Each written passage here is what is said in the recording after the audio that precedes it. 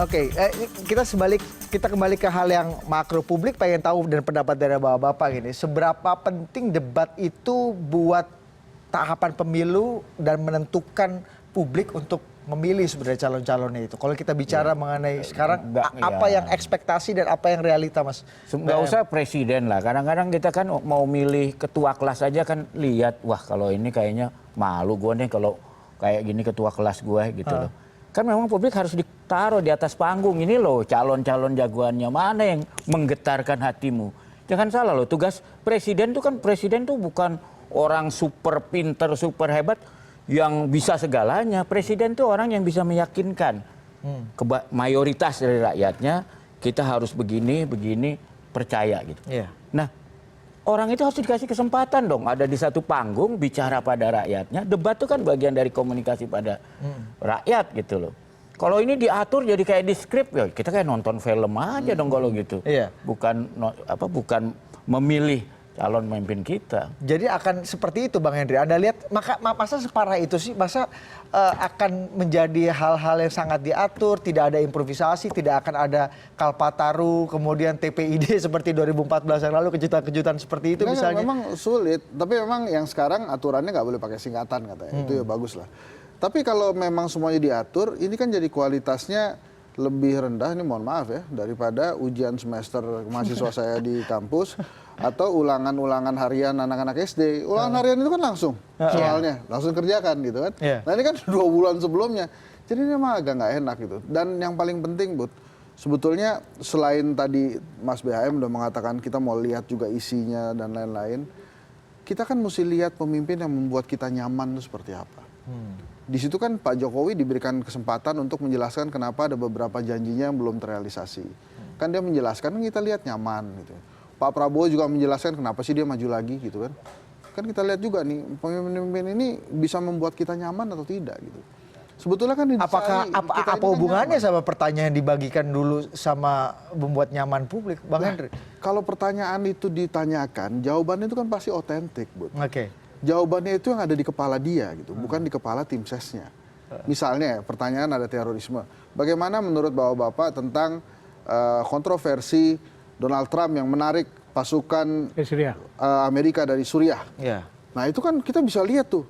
Ini jawaban ini arahnya mendukung ke Amerika kah, mendukung ke Eropa kah, atau memperparah Suriah kah, atau menjaga Indonesia? Gitu. Kalau nggak siap dengan pertanyaan itu, bukannya publik akan dirugikan juga, misalnya kita nggak tahu policy yang sebenar-benarnya gitu. Nggak masalah, tapi kita tahu, arahnya ke sana nanti. Masalah nanti dia dibetulkan atau tidak kan bisa nanti. Tapi kalau itu semuanya dijawabnya sama, bisa saja. Apapun yang ditanyakan, jawaban kedua pihak sama. Orang sama-sama jago kan. Tim sukses kan jago-jago dua-duanya. Kita mengadu tim sukses jadi ya, bukan mengadu.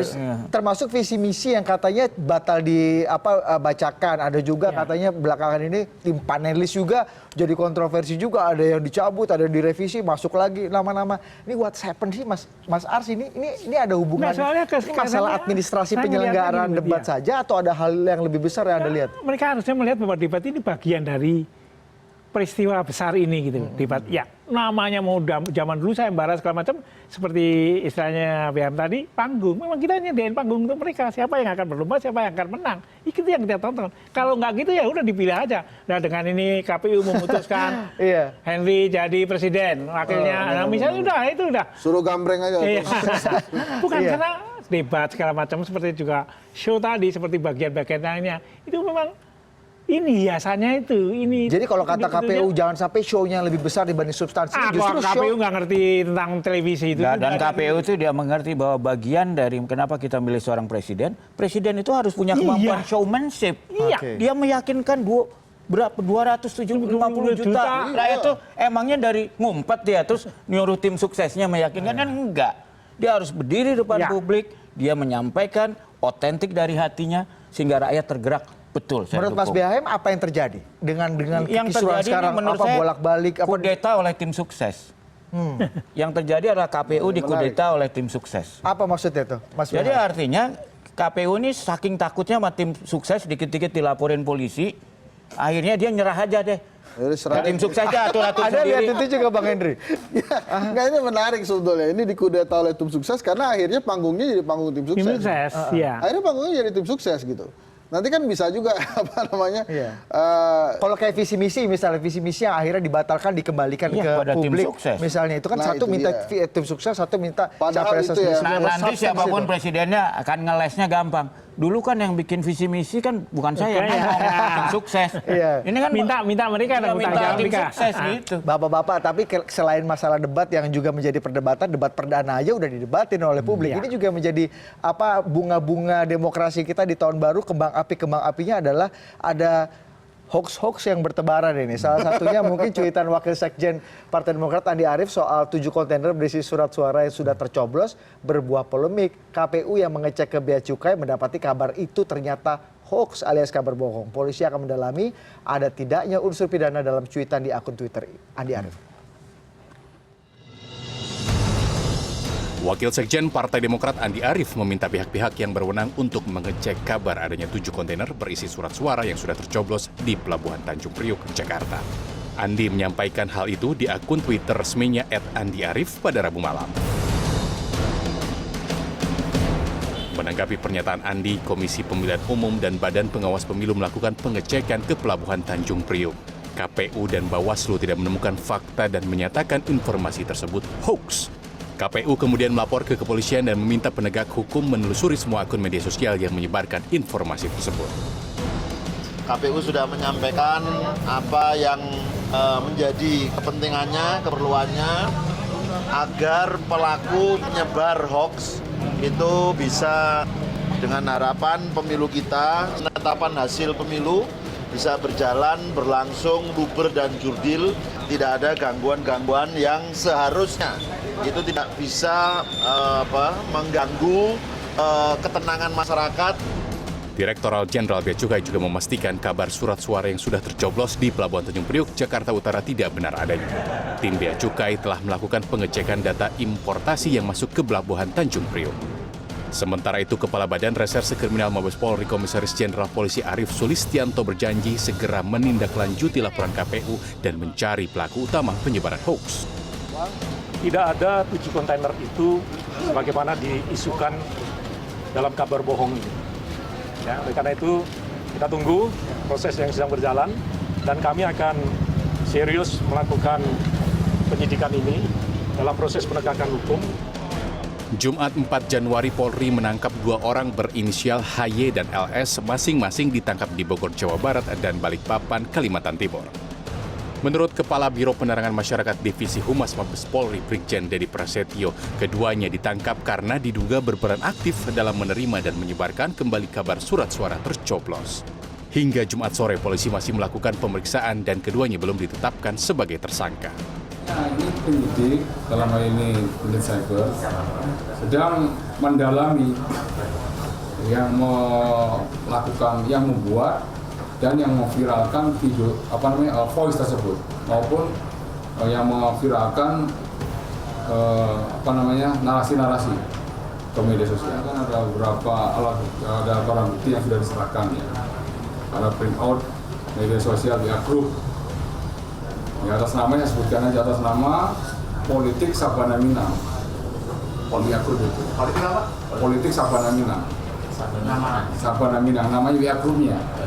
Sabana Minang. Ini sudah diamankan ya. Sekali lagi sampaikan ada 2 orang yang sudah diamankan, tapi tidak melakukan penahanan, ya sambil menunggu proses penyidikan lebih lanjut. Oke, ini sebenarnya awal muasalah dari cuitannya Bang Andi Arief yang terkenal, namun katanya informasinya sudah banyak beredar di masyarakat. Kita bicara mengenai hoax di awal tahun baru ini. Mas Ars, ada perspektif apa Anda? Enggak, mereka ini yang bikin hoax menurut saya makin nekat. Nekat dalam artian ketahuan Bang, bukan. Ini kayak cirit ayam gitu loh. Memang panas, tapi kemudian panasnya sebentar aja. Dia bikin gitu rame. Kemudian ada berita yang sebenarnya atau bantahan yang benar. Mereka udah selesai.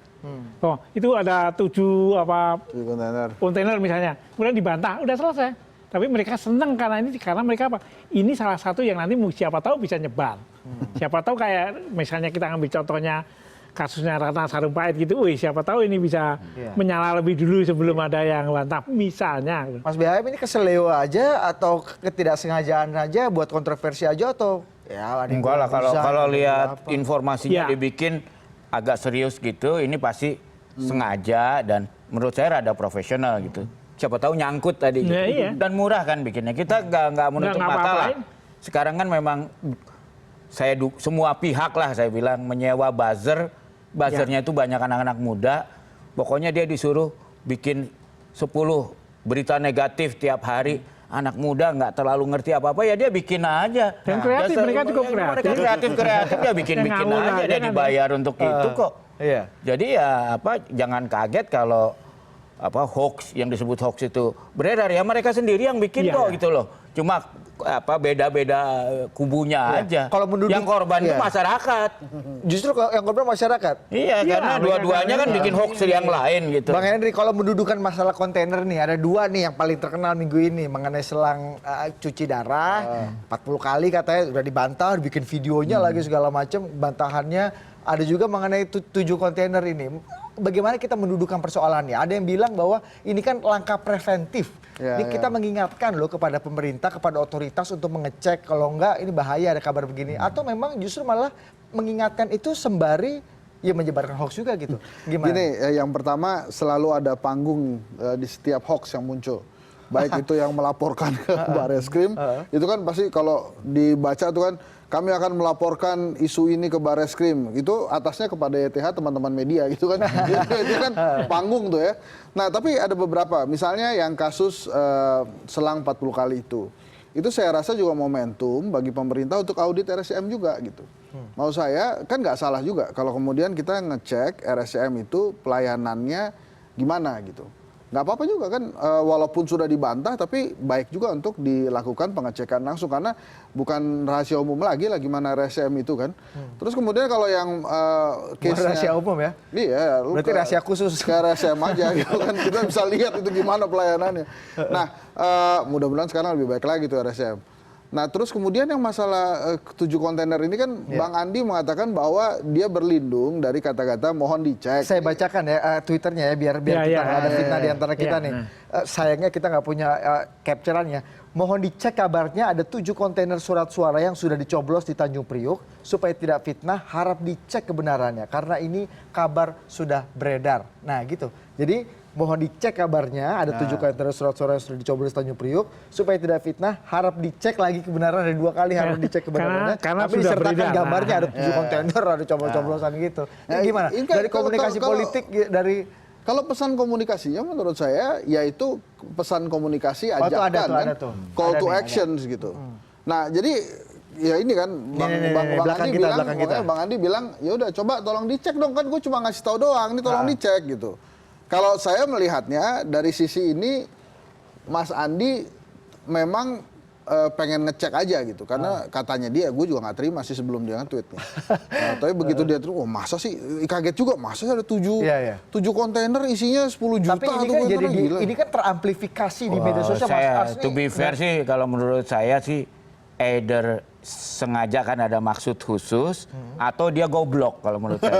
Ya sorry tuh sih.